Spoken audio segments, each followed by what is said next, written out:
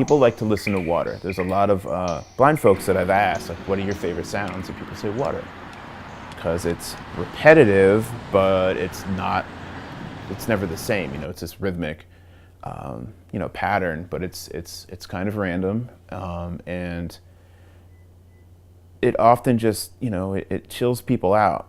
I don't know if you've ever sat and listened to, just water dripping or rainstorm or a brook. I think starting this kind of project and then it leading to other ways of getting blind people interested in sound. Like this, this seems like a really good first step. And then I'm also interested in training and showing these other visually impaired people how easy it is to do this kind of stuff now. Because I feel like it's something that, although a field recording of an environment is something that I love listening to, and I imagine that, other people that rely on sound, like I said, people like to listen to the rain, and now they can record the rain, you know what I mean? They can get out there and be the visually impaired person documenting the space that they're in, somewhat like a photograph or a video of it, and just showing it, saying, hey, this is that room down the hall, and you're just listening to it. None of the visual aspects are represented. The Sound as Sight project, it deals with my disability in a way that I haven't necessarily presented like publicly. I've done sound art since I was 16 because of my disability. I can't see, so why not hear? And over the years I've figured out what I like, what I don't like, how to do things successfully, and how to experiment and fail. And I never really put any sort of advocacy angle to it. And with this project I am, because I'm trying to get more people involved in the medium and the creation and the process of everything. And so sometimes it's hard to talk about my disability, and sometimes I battle with whether I identify as a blind artist or just a musician or a composer. Like when do I feel like I have to bring up the fact that I can't see?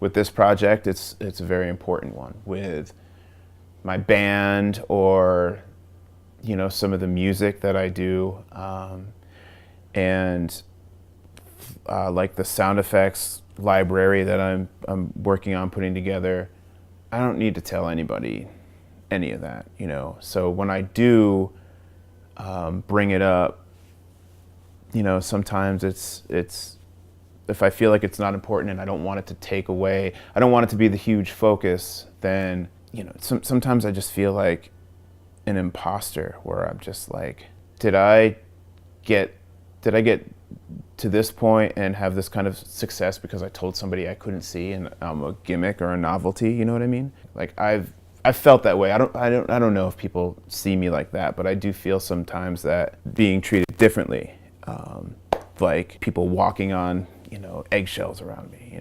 It's like. And I feel at any point someone's going to call me out and say, like, you're not important just because you can't see. And I'm going to say that's a fear, but I don't know. I'm always worried that somehow someone's going to pull that on me, and then I'm not going to know how to react because it's going to hurt my feelings, The Sound as Sight project is something that I've been working on this spring at High Concept Labs. It's a field recording project for the visually impaired. So as you can imagine, blind and visually impaired people have really unique relationships with sound, as we use it to navigate, to problem solve, to I don't know, you can pour a cup of coffee and know that by the sound of where the coffee is close to the brim of the cup, you're able to find out, like, oh, am I going to pour it on my head or my hand or whatever. You use sound for that, and then getting around this whole space, I use sound for that sort of thing. And so I thought it would be interesting to provide the participants, people that I asked to collaborate on this project, was provide them with an accessible recorder. When I started using the Motive app by Shure, just to record stuff on my phone using the inboard microphone, I then found out that there was a microphone that you can get that they make. It's a stereo mic, multi-pattern. You just plug it into the phone and record, and you can use the app and the interface with your iOS accessibility. Like with Apple, it's the VoiceOver app, which is a screen reader. And so while you're using it, it'll give you audio instructions on what to do. Like push this button and you will go from stereo to mono, that sort of thing. And so I felt like with this technology, it was finally time for me to take on this field recording project and share this information with other blind people, because it's interesting to listen to the sounds of your daily life in a different perspective. Like listen to them after they've been recorded, and you notice different nuances. You notice, whether you tune them out, when you're walking down the street and there's that din of traffic. You tune it out when you're walking by. Sometimes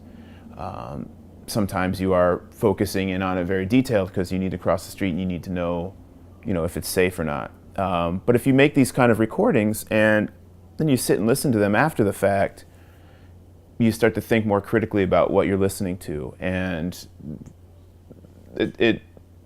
I'm hoping that it forces blind people to appreciate sound a little more. Through this project, the people that I've asked to participate,